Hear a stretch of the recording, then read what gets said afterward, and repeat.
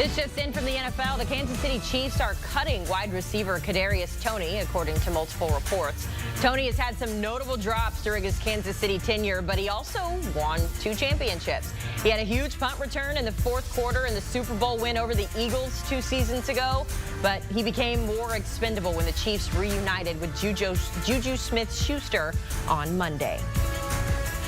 Let's bring in our NFL analyst, Bryant McFadden. And Brian, I'd never call you Brian. B-Mac, we talked about this before, the possibility of Kadarius Toney no longer being on the Chiefs. You even mentioned it on our HQ Spotlight show last week. So not very surprised, but your reaction to the Chiefs cutting him and what his future looks like going forward. Yeah, Haley, unfortunately for Kadarius Toney, it never really played out the way they thought it would when Kansas City acquired him from the New York Giants. A former first rounder, of course, talent is there, potential is there, the skill set, but it just never really played out. And if it doesn't play out when you're receiving passes from Pat Mahomes, when you're part of an offense that's being dialed up and orchestrated by Andy Reid, that's not a good sign. That's not a good sign. You talked about the drops that have been associated with Kadarius Toney playing with the Chiefs. You talk about the lack of focus, the detail, the lack thereof. You know, it just never really surfaced. And then when you look at this final opportunity for Kadarius Toney to really showcase that he could be a contributor to their offense, it never really came to realization throughout preseason play. So me personally, I'm not surprised because I kind of saw the writing on the wall, especially going into this training camp opportunity with Kadarius Toney. But now it's about what's next.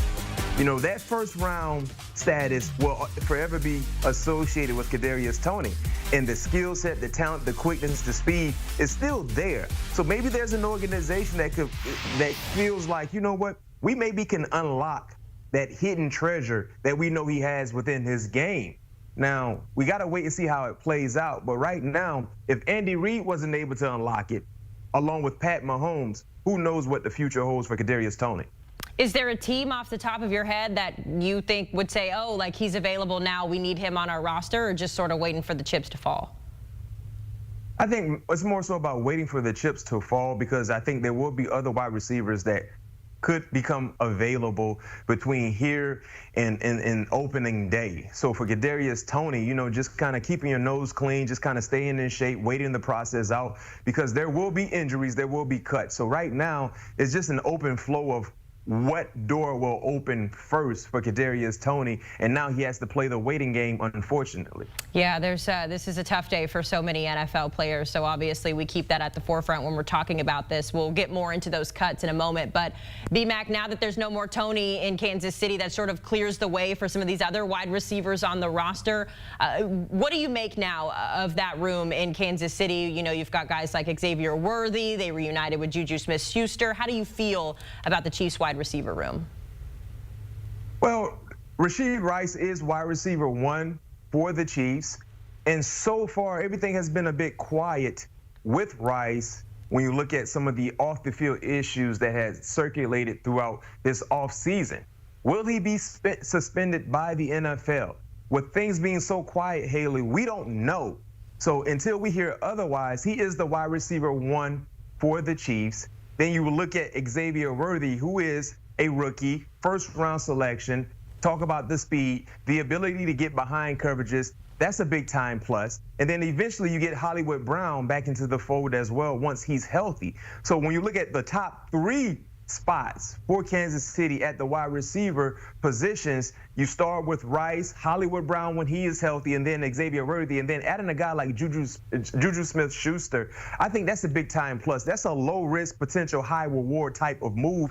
And the reason why I feel that way is because, you know, 2 years ago when he was with the Kansas City Chiefs, I mean, he established a nice relationship with Pat Mahomes. He received over 100 or so targets. He brought in around 78 receptions, almost 1,000 yards, 933 yards to be exact, along with 3 receiving touchdowns. So the relationship that was established with Pat Mahomes was well documented in that season with Juju being a part of the Chiefs, and maybe they can relive some of those moments that they had during that championship-like run. So it's almost like I don't want to say it's a makeshift type group of wide receivers because they have some notable names. I'm having more concerns with the depth or the lack thereof, especially if Rashee Rice gets suspended by the NFL. But right now, they should be okay. I think this unit should be better than what we saw a year ago, along with the health of Hollywood Brown returning back to form, returning back to the lineup. But Haley, you know, it's all about number 15. When you have number 15, he can cover up a lot of issues that you may have circulating within your offense because he is that guy. Yeah, maybe not as much of an issue for them whenever you've got Patrick Mahomes saying he's not having any fun and yet he's winning Super Bowls. So obviously they always find a way to figure it out. B-Mac, we know today the deadline to make these roster cuts is today at 4 p.m. So we are set for, you know, several more notable names being cut today. As you take a look at this list here, here's what we've seen, you know, move so far. I'm curious, who's the most surprising name to you when you see this list of players that have already been cut today? Number 2 on the list right there in the graphic, Haley, Desmond Ridder. He surprisingly got cut today. And the reason why this is a big surprise for me, Haley, is because they just traded for Desmond Ridder this past offseason, right? Arizona did some nice business with Atlanta.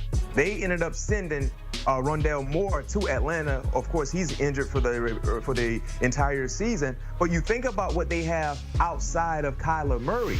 You know, you would think Desmond Ridder, a former third-round selection, is a guy that didn't really surface a lot last year as a starter for Atlanta, but just the experience and just the potential talent that could be unlocked behind a guy like Kyler Murray could be beneficial. But they decided to cut ties and go with Clayton Tune as the backup for Kyler Murray there in Arizona. I was a bit surprised because now if you look at the rosters with most offenses, Haley, most teams decide to keep at least 3 guys at the quarterback position. You know what I mean? Because it's a long season and anything can happen. Clearly, with Arizona cutting ties with Desmond Ridder and potentially bringing in another guy to play quarterback that has to learn this offense in a quick way, in a quick manner, it doesn't seem to be ideal, but clearly they have other things in plan for their organization. So that's why that was a big surprise for me, seeing Desmond Ridder get released by the Cardinals. Yeah, it was definitely a surprise when we were live on HQ as well. Just one of those things where the NFL is going to have to sort itself out. Our Bryant B-Mac McFadden joining us to discuss all of the latest in NFL roster moves. B-Mac, thanks so much for hopping on with us here. A lot of surprise names on that, but that's the nature of the NFL cycle. It's where we're at in the season. The official season for us here on CBS will begin on September 8th. We've got so many exciting games kicking off in that week 1, so make sure you're locked in on the network or streaming them on Paramount+.